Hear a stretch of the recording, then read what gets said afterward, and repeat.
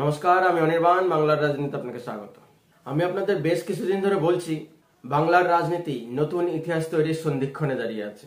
যেমন বাংলার রাজনীতি 2010-11-তে ইতিহাস বদলেছিল, তেমনি বাংলার রাজনীতি নতুন ইতিহাস তৈরির সন্ধিক্ষণে দাঁড়িয়ে আছে। কেন কথা বলছি? শুধু রাজনেতাদের চিন্তা ভাবনার জন্য কথা বলছি না, রাজনৈতিক গরমাগরমের জন্য কথা বলছি না। প্রত্যেক 10 বা 15 বছরে সাধারণ মানুষের ভোটের প্যাটার্ন বদল হয়, মানুষ চিন্তা করতে শুরু করে।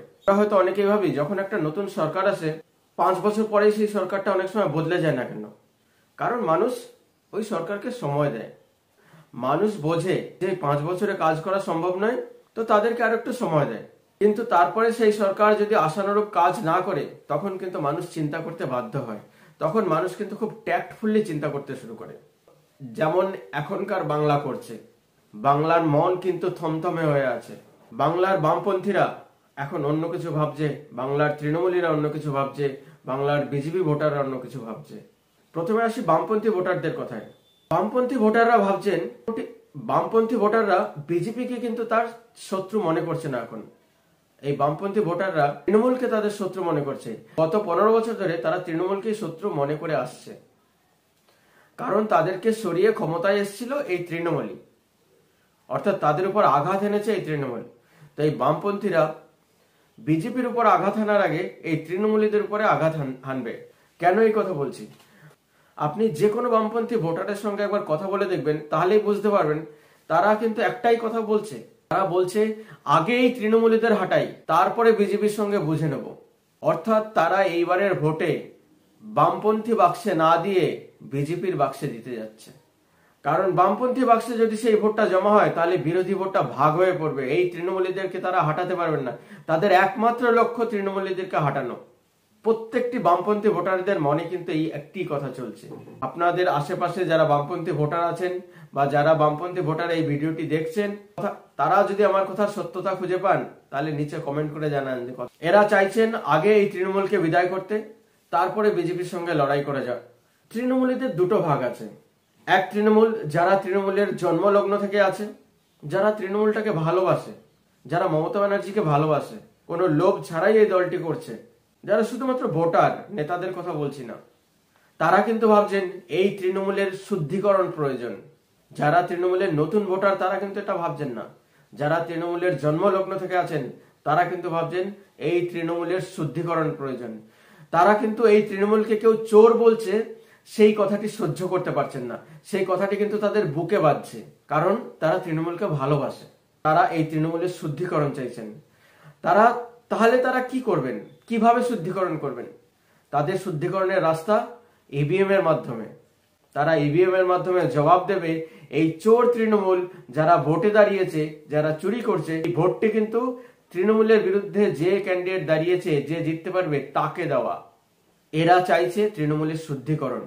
কারণ জানে তৃণমূল যদি একবার হেরে যায়, তাহলে এই লোভী লোকগুলো তৃণমূল থেকে বিদায় হবে, তারপরে আবার তৃণমূলকে ক্ষমতায় আনবো। এরা কিন্তু বাসে ঘাটে ট্রামে রাস্তায় তৃণমূলকে যে চোর বলা হচ্ছে, এদের কিন্তু বুকে বাঁধছে। কিছু বলতেও পারছে না, সহ্যও করতে পারছে না। এই তৃণমূলীরা কিন্তু বিজেপির হয়ে পতাকা ধরবে না। এই তৃণমূলীরা কিন্তু তৃণমূলের বিরোধিতা করবে না। তারা ইভিএম এর মাধ্যমে তাদের উত্তর দেবে।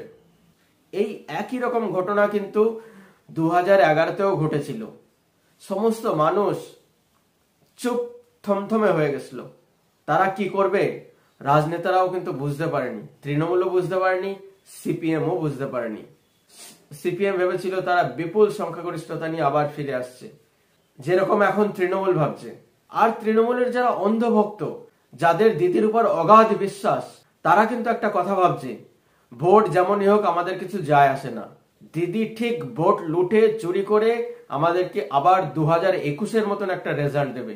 যেখানে আমরা হারতে বসেছিলাম বা হেরে গেছিলাম, সেখান থেকে দিদি কিন্তু দলকে টেনে এনে সব থেকে বেশি সিট নিয়ে ক্ষমতায় এসছে। তো তৃণমূলের যারা অন্ধভক্ত, তারা কিন্তু এই কথাটা ভাবছে যে বিজেপির যতই বারবারান্ত থাকুক, ভোটের শেষে দেখা যাবে তৃণমূল কিন্তু জিতছে। তাই তারা একটা কথা বারবার মনে করে দিচ্ছে, 2021 মনে আছে তো? কিন্তু দাদা ভাইরা, এবারের ঘটনা কিন্তু আলাদা। এবার কিন্তু আর 2021 রিপিট হতে যাচ্ছে না। এবার 2024 থাকবে। 2024-এর মনন কিন্তু আলাদা। বাংলার শিক্ষিত সমাজ কিন্তু এই সরকারকে আর চাইছে না। বাংলার শিক্ষিত সমাজ কিন্তু এই সরকারকে আর চাইছে না। বাংলার শিক্ষিত সমাজ কিন্তু এইরকম একজন মুখ্যমন্ত্রীকে চাইছে না, যিনি কলতলার ঝগড়ার মতন ঝগড়া করছেন মঞ্চে উঠে, সবসময় অ্যাগ্রেসিভ থাকছেন, ডেভেলপমেন্ট নিয়ে কোনো কথা বলছেন না। যে মুখ্যমন্ত্রী মানির মান দিতে জানেন না, তারা কিন্তু বাংলার এই মুখ্যমন্ত্রীকে, বাংলার এই সরকারকে আর চাইছে না।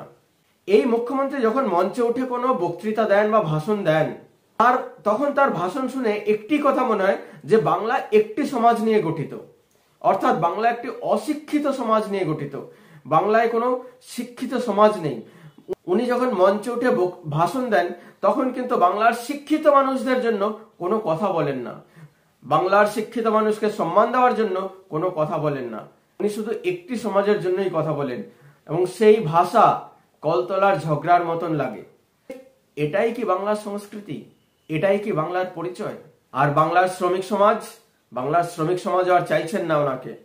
কারণ এই সরকার যতদিন ক্ষমতায় থাকবে, ততদিন কোনো ডেভেলপমেন্টের কাজ, কোনো কলকারখানার কাজ, কোনো শিল্পের কাজ বাংলায় আসবে না।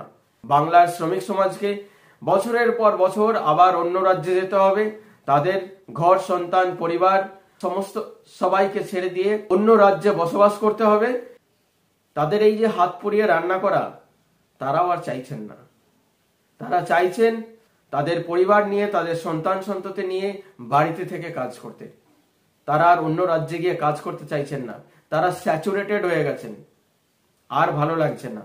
প্রত্যেকদিন টিভি খুললেই যে এরকম একজন মুখ্যমন্ত্রীকে বাংলা দেখাচ্ছে সারা দেশকে, এটা কিন্তু বাংলার পরিচয় নয়।